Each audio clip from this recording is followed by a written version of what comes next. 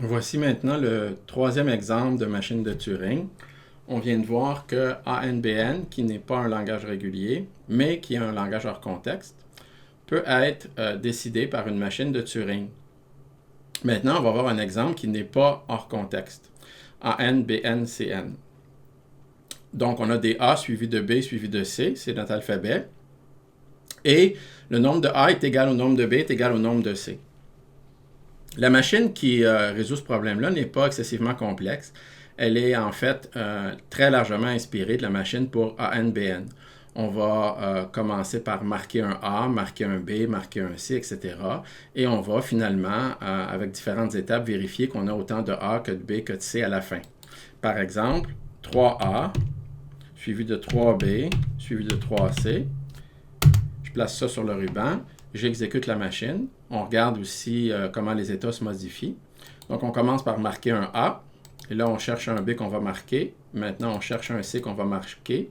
Et finalement, on revient en arrière, comme on faisait avant. On revient à A. On marque un A, on marque un B, on marque un C. Et on revient en arrière. Et on marque un A. Et on marque un B. Et on marque un C. Et on revient en arrière. Et là, quand on revient en arrière, on ne trouve pas de A. Alors, quand on ne trouve pas de A, vous voyez, on est rendu sur le B là, et on cherche un A, on va s'en aller dans l'état de test. Et dans l'état de test, qu'est-ce qu'on fait? Bien, tout simplement, on s'assure qu'il ne reste pas des A ou des B quand on se déplace vers la droite. C'est le cas, on arrive à un blanc, et voilà, on accepte. Si je modifiais le système, par exemple, pour avoir, disons, un A de plus, donc, le mot sur lequel je vais exécuter le programme, ça va être le mot qui contient 4A, 3B et 3C. On se replace avec l'état initial, on exécute la machine. Le début du programme est très semblable. Donc, on marque des A, des B, des C, étape par étape. Et là, on va évidemment marquer tous les B et tous les C. Et là, on cherche un A, on trouve un A. Et là, on cherche un B, on ne trouve pas de B, on arrive à C, on n'a pas trouvé de B, et voilà, on rejette. Si, au contraire, ce que j'avais, c'est, par exemple, 4B, on peut réinitialiser le tout.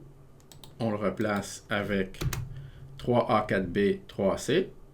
On est à l'état initial, on exécute la machine, on regarde ce qui se passe, on marque les A, les B et les C. On marque les A, les B et les C. On marque le A, le B et le C. Et là, quand on cherche un A, on n'en trouve pas. Donc, on a épuisé les A. On est rendu maintenant à vérifier qu'on a aussi épuisé tous les autres. Et donc, on va dans l'état test. Et dans l'état test, ce qu'on obtient, c'est qu'il reste un B. Alors, on rejette.